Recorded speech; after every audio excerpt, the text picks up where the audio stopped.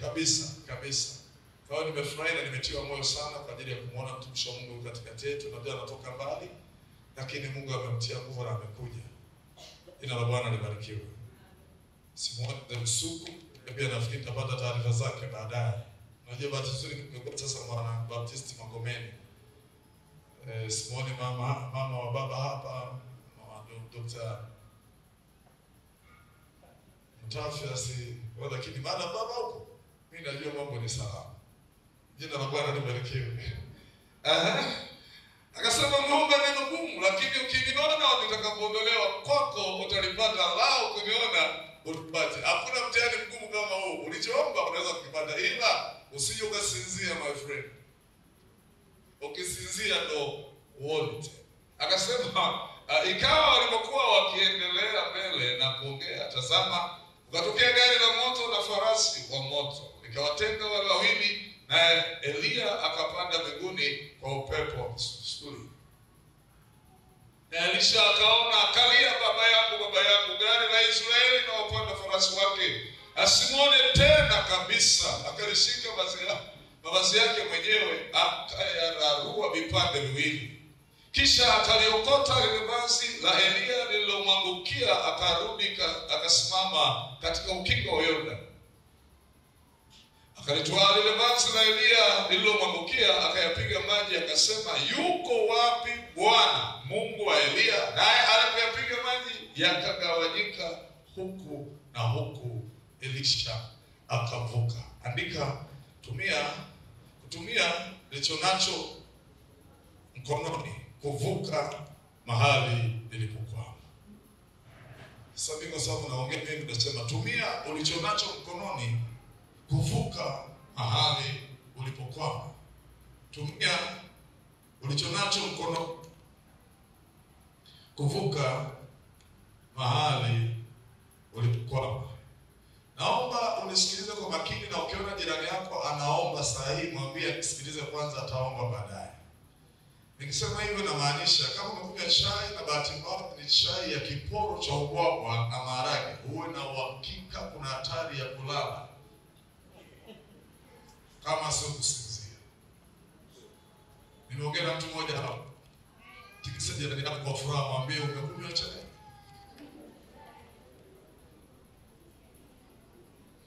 Leo nitamwomba sana, naomba sana anisaidie niongee pole pole, taratibu. Niongee taratibu.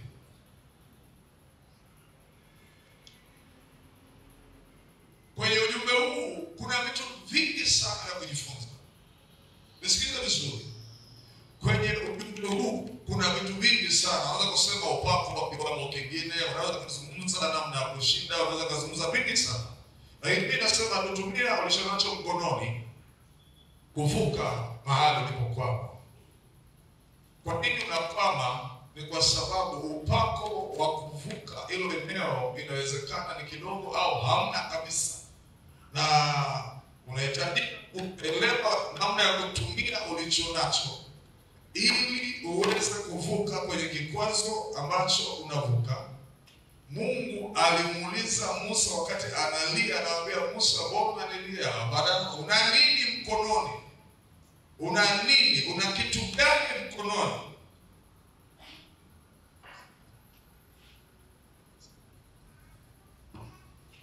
Una nini mkononi? Akamwambia, okay. Una nini mkononi? Akamwambia na fimbo. Sema nyosha fimbo.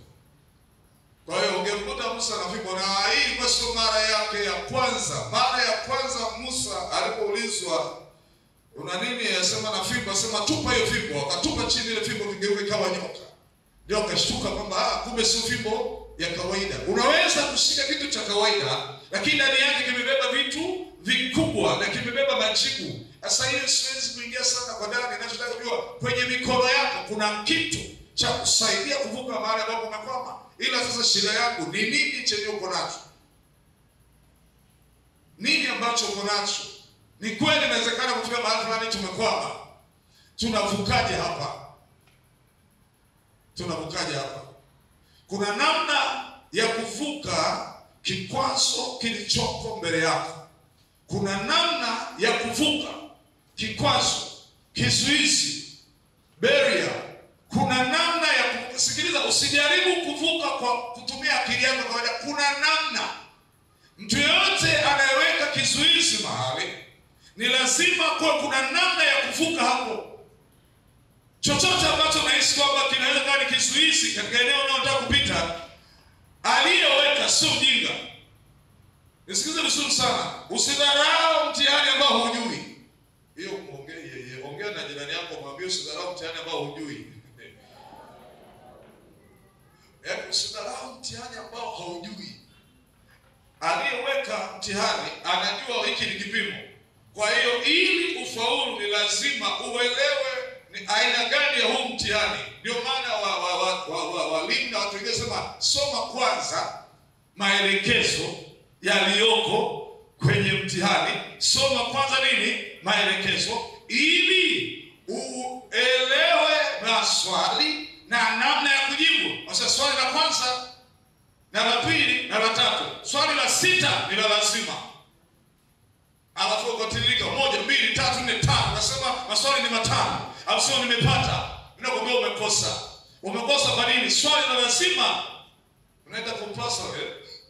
Swali la lazima umeliacha, na haya maelezo yako kwenye mwongozo.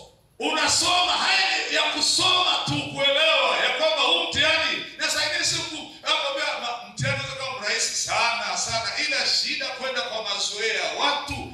Wakati fulani nikawaza nikasema okay, kama Musa aliwavusha watu kwenye bahari ya Shamu, swali langu aliwavushaje? Biblia inasema Mungu anamwambia nyosha fimbo. Ile fimbo alipenyosha na maji yakagawanyika. Lakini wanapokuja Yordani, Mungu anamwambia Joshua, chukua makuhani, wachukue sanduku la nini? La agano, watangulie wapi? Yordani.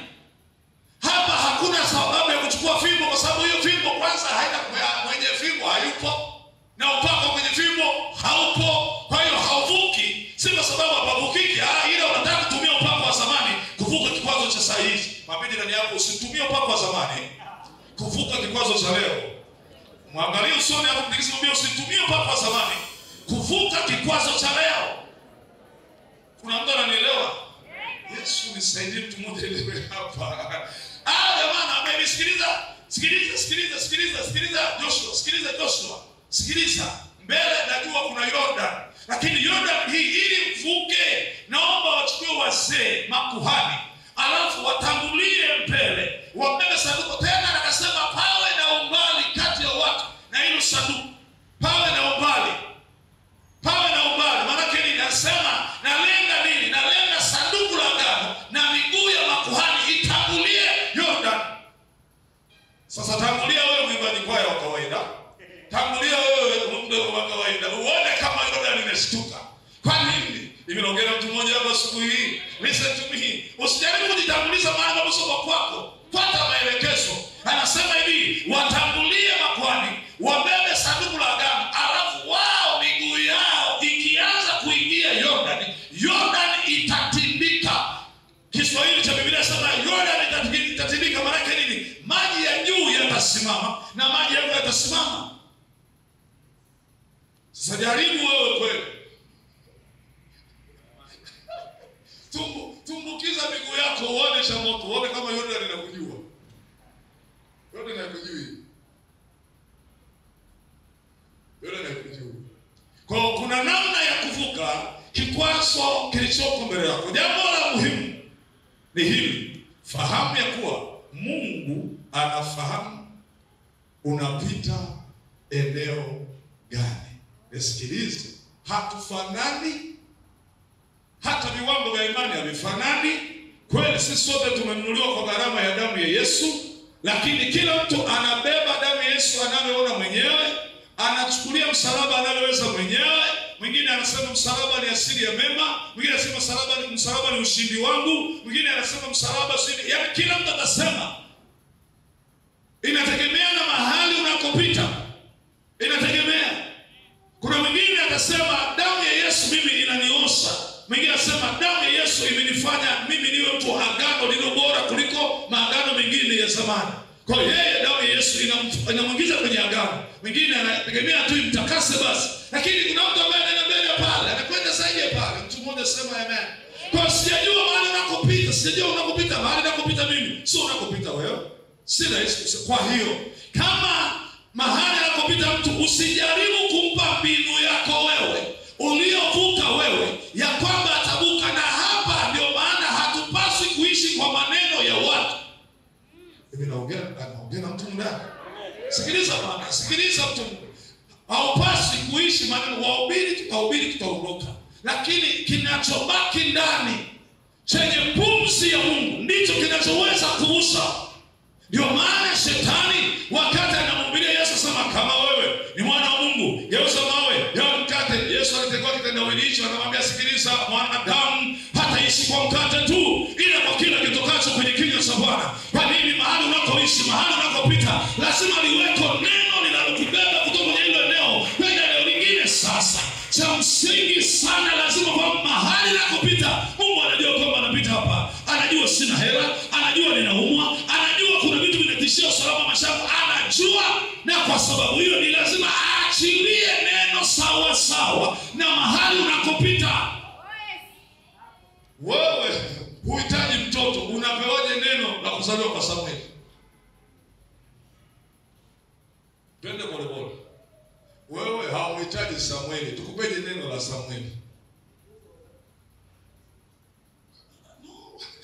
Unajua kuna watu sasa barikiwa na neno hili, limebeba majibu yako. Kama Hana yuko hapa, saa hii, neno linaweza kumfaa sana, kwa sababu anamsubiri nani? Samueli. Kama Hana yuko hapa, kuna mtu hapa anakusubiri Samueli wake. Neno la Samueli linaweza kumfaa, kwa sababu huyu mtu anasubiri neno ambalo limebeba majibu ya mahali anakuvuka. Ukibeba kila neno, sasa mwanadamu hataishi, ile hataishi sio maisha ya siku moja, hataishi. Sijui nisemeje, kula kuishi ni namna ya wewe kuendelea. Tunazungumzia habari ya kuishi, kuwa hai kiroho na kimwili, kuwa hai kwenye safari unaenda, kuwa hai unaona vitu unavyoona na unavyoelewa, kuwa hai kwa sababu neno ni taa, neno lina nuru ndani yake, neno lina hekima ndani yake, linaona. Yaani neno mpaka litafsiri kwamba kile ninachokiona, hapana, kile sio chenyewe, kile shetani ananibadilishia rangi, lakini chenyewe sio kile. Yaani mpaka tufikie kiwango hicho. Sasa ikiwa sele, ndio maana kuna watu wanaweza kana bila mahali wala mwambii mtu. Sasa ngoja kwanza nipambane kwanza mimi mwenyewe kwanza. Alafu hapo nitakapoona ile sio tawashirikisha watu wengine. Kwa sababu gani? Naogopa kwamba ataelewa. Nikimwambia na shida ataelewa. Nikimwambia nibebe kwa mzigo atanibeba. Na nisikize watu wengi sana ambao unaamini sana watu kwamba nikimbebesha mzigo amebeba. Anasema kwa taarifa kwanza kumbebesha mtu ambaye mzigo alionao ni mkubwa kuliko wao. Huo na uhakika atauacha hapo. Kuna mtu amenielewa hapo ndani. Yesu. Sikiliza, unaweza ukaenda kwa mtu kumwambia nina samani niazime shilingi 100,000. Alafu 100,000 yeye na miezi 2 imepita hajawahi kuikamata. Huku nje Mungu anatufunikana na utukufu mkubwa sana. Tumeshauri. Yaani hivi, Mungu alivyo mstaarabu, huwa haaniki matatizo ya watu. Siku zote huwa anatufunika. Hebu sema anatufunika. Sema ananifunika. Kama hiyo haitoshi, sema amenifunika. Matatizo ulionayo wewe, Mungu ameamua kutufunulia hapa, singekukimbia wewe. Tumekukimbia. Yaani hiki wewe. Jina hili ni wewe. Nini wewe? Ndoa wewe, watoto wewe, hii biashara ni wewe. Matatizo kuanzia unywele mpaka kwenye hapana, tunaomba wewe pita njia yako, kwa sababu hata lugha tutapoteana. Ashukuriwe Mungu ambaye huwa utukufu wake unatufunika kiasi ambacho mtu hawezi kuelewa. Na mtu anaona kama mtu mwenye raha ni wewe. Kumbe siri yako na Mungu wako. Nimeongea na mtu mmoja hapa. Kwa hiyo lazima ufahamu. Cha kwanza lazima ufahamu kwamba Mungu anajua mahali unakopita. Ili anapoachilia neno liunganishe na mahali unakopita, alikuvushe. Lakini cha pili kwenye hili si tu Mungu kufahamu mahali unakopita, lakini ujue Mungu anaachilia majibu sawa sawa. Mimi kuna vitu vingine sitaki kusema kwa sababu hivi nimepitia mwenyewe. Naona bora nivizungumze. Juzi nimeenda kwa daktari mmoja. Nilikuwa na changamoto fulani hivi. Kaenda kwa daktari akasema tunafanya moja mbili tatu, akasema lakini inabidi niende kwanza kwa daktari. Akaniambia sawa. Nenda hapa nikajikuta sikutegemea, lakini nikajikuta ghafla nimekuja Besta Diagnostic hapo Kinondoni. Besta ni kwenye ramani ya kichwa changu sikuwa kabisa kwamba mimi nitaenda Besta, lakini niongea na daktari ikabidi nikute niko Besta. Tukaongea na niambia sasa kabidi urudi fulani hivi na hivi naongea. Sasa sikiliza, huyu anaongea kwa sababu ya aina, kwa sababu Besta sio sokoni, ni hospitali. Ongea wengine inawezekana ongea watu hawajui Besta ni wapi. Besta ni hospitali kwa hapo Kinondoni hapo makaburini kwa hivi. Besta Diagnostic. Awali ilikuwa ni Wachina sio kama bado ni. Wana vipimo vingi tu vizuri pale. Lakini mzee nimeendaje? Unajua nini? Nikawa naanza kufuatilia, nikutana na daktari. Yaani huyu wa kwanza alikuwa ananisogeza kwa daktari mwingine naye mtaka. Ambaye sikujua kama nakutana naye, lakini nikutana naye. Kwa hiyo Mungu atakutanisha na mtu mwenye majibu yako. Mungu atakupa mtu.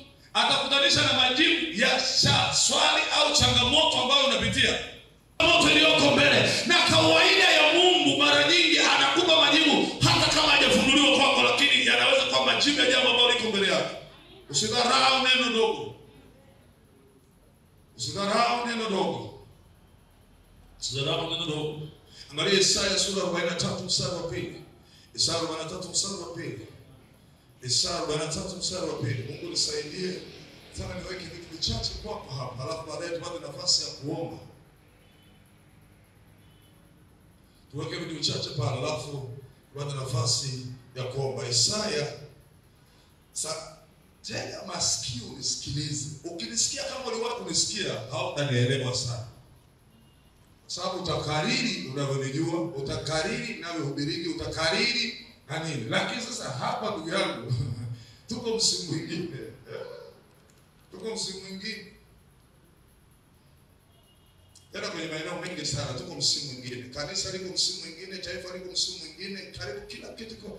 Sasa angalia, anasema hivi kwenye Isaya 43 mstari wa 2. Angalia, upitapo katika maji mengi nitakuwa pamoja nao, na katika mito haitakugarikisha. Uendapo katika moto hutateketea, wala mwali wa moto hautakuunguza. Nisikilize, hii upitapo. Uelewa kwamba mtu hajapita bado. Akasema upitapo. Na angekuwa amepita asingekuwa na maana ya kuandika. Lakini anamwambia mtu anasikiliza, mbele kuna maji, mbele kuna moto, mbele kuna mwali wa moto. Lakini usiogope mimi nitakuwa pamoja na wewe. Usiogope nitakuwa pamoja na wewe. Anamwandaa nini? Ili aelewe kwamba hizo nyakati zinazokuja yeye anayo majibu. Nyakati ambazo hatuzijui, nakutana na shida lini, nakutana na ugonjwa lini, nakutana na tatizo lini, sielewi. Lakini nachoelewa ni kwamba nikifika kwenye eneo la maji, natakiwa nipate namna ya kuvuka kwenye maji. Usijaribu kuvuka kwenye maji kama unavuka kwenye moto, unaondoka. Maji yana nguvu ase, lakini moto una nguvu labda zaidi. Halo? Hebu sema maji yana nguvu. Sema lakini moto una nguvu zaidi. Na nitakueleza kwa nini. Hebu sema maji yana nguvu, lakini moto una nguvu zaidi. Kwa nini? Ya kwanza, Mungu ni moto ulao. Mungu wetu ni nini?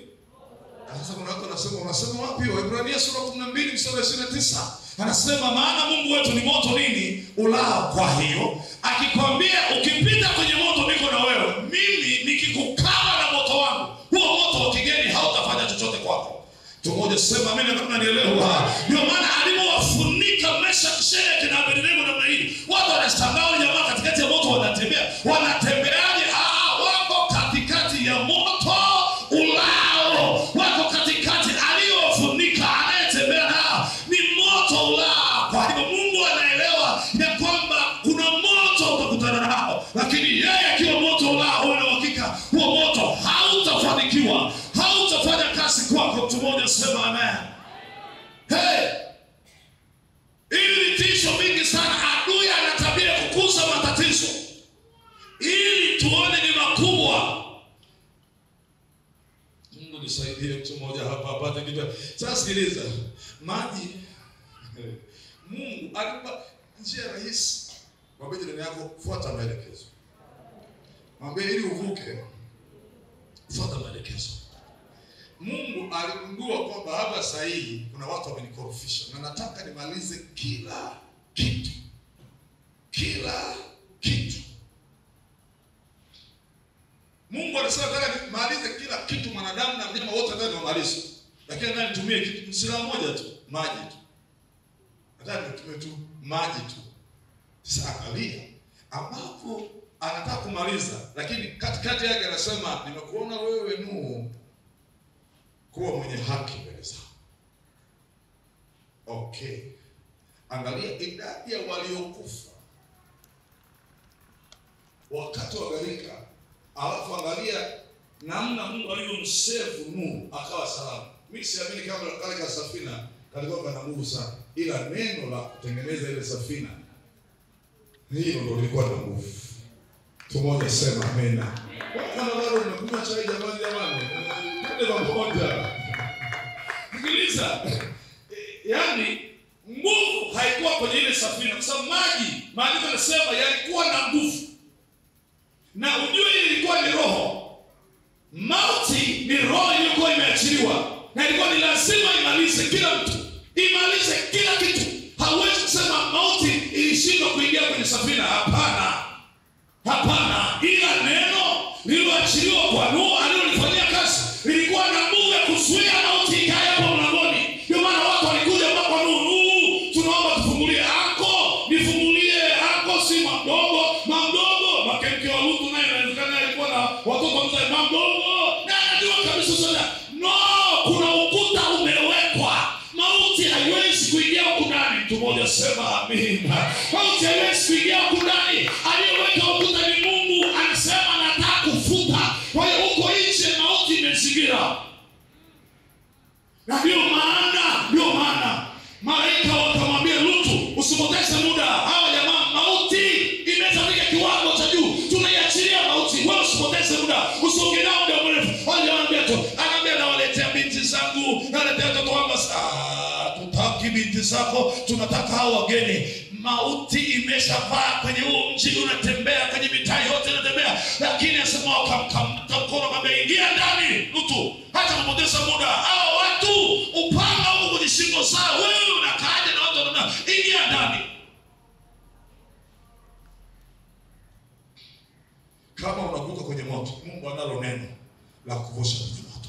Kama unavuka kwenye maji, Mungu analo neno la kuvusha kwenye maji. Na usilazimishe. Hatumii mbinu ya kwenye maji na kwenye ni vitu tofauti. Kwenye moto alitokea mtu wanne. Kwenye maji fanya fimbo namna hii, maji yanagawanyika. Kwenye maji vazi la Elia pasua Yordani. Lakini kwenye moto aliingia mzee mwenyewe. Maana yake nini? Maana yake ni nini? Maana yake ni nini? Hapa sio tuku yani usichukulie rahisi kwamba Mungu aje mwenyewe katikati yako, aje kwenye shida yako. Yani Mungu aje katikati ya masaa. Hapana, ni lazima uwe unatembea kwenye kiwango cha juu cha kumuelewa na kumtii. Ndio Mungu anaweza kutembea na sisi kiwango hicho. Yesu nisaidie na mtu mmoja hapa elewe. Sikiza, nyakati zimefunga vitu vyetu. Nyakati zimefunga vitu vyetu. Nyakati zimefunga vitu vyetu. Ufahamu ndio unaoamua namna ya kutafsiri nyakati na mambo yaliyoko ndani yake. Yesu nisaidie.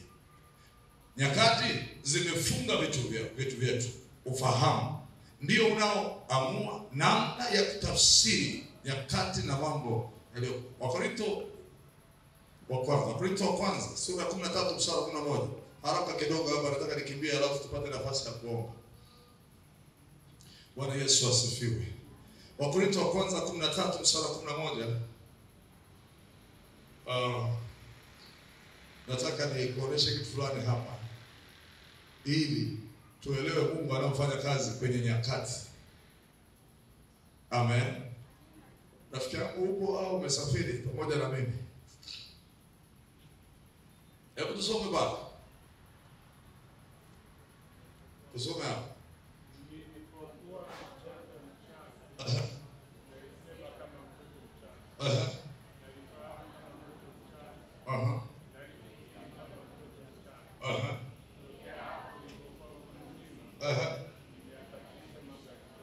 Nimebatilisha mambo ya sasa. Kuna watu wanataka kila saa abebwe.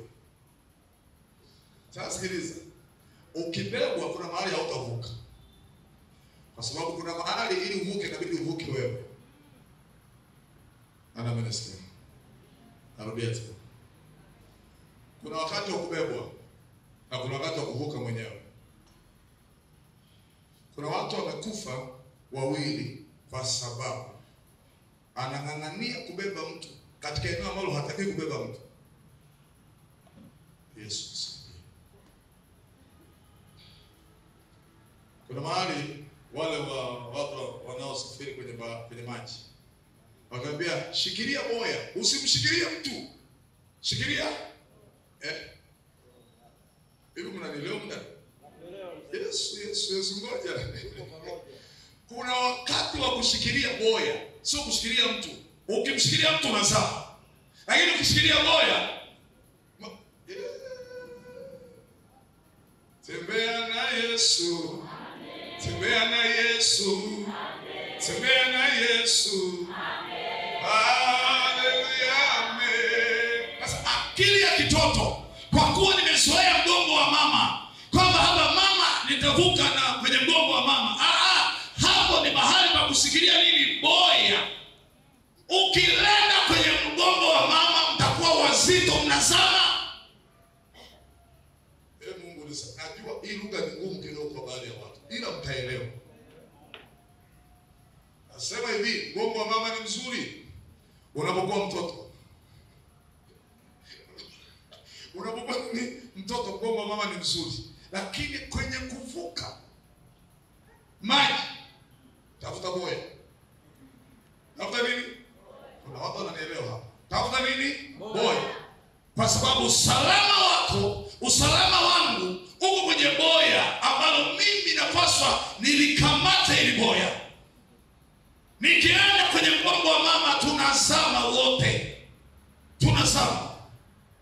Kwa hiyo ni lazima kubadili ufahamu, kubadili mtazamo, kubadili namna ya kufikiri, ya kwamba saa ya kubebwa, kuna saa mchungaji atakubeba, kuna saa mtumishi atakubeba, lakini kuna saa tafuta boya uvuke wewe mwenyewe. Tafuta boya uvuke wewe mwenyewe.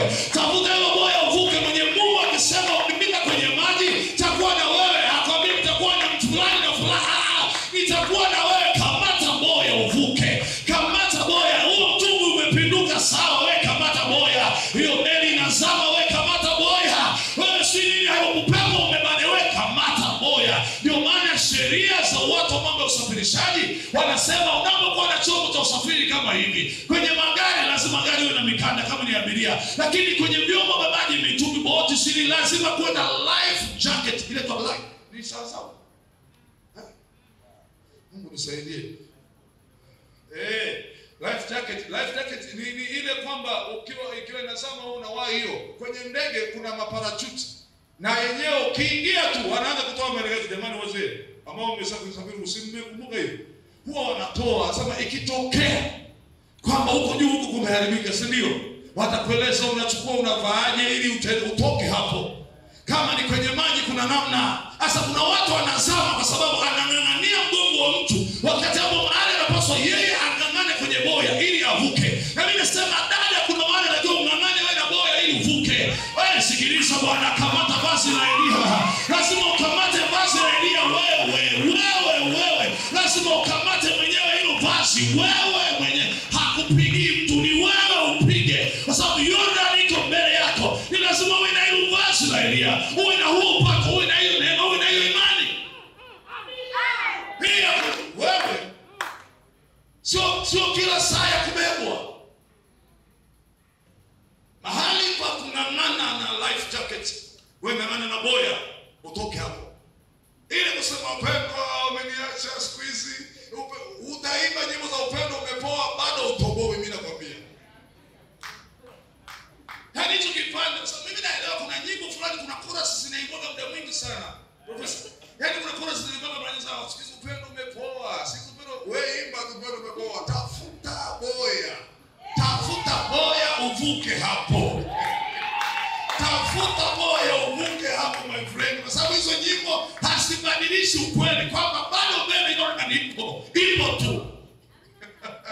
Haleluya. Ninaongea na mtu mmoja hapa. Nisikilize vizuri. Tulipokuwa watoto tuliwaza kama watoto. Mimi nataka tubadili kwa kwenye kufikiria kama watoto. Tuwaze kama watu wazima. Tuachane biashara ya kusema mimi kila saa mimi wasema nitembelea hata kanisani kwenye stendi. Kwa sababu unampishia nani bwana? Sikiliza hiyo, weka mata boya, vuka twende.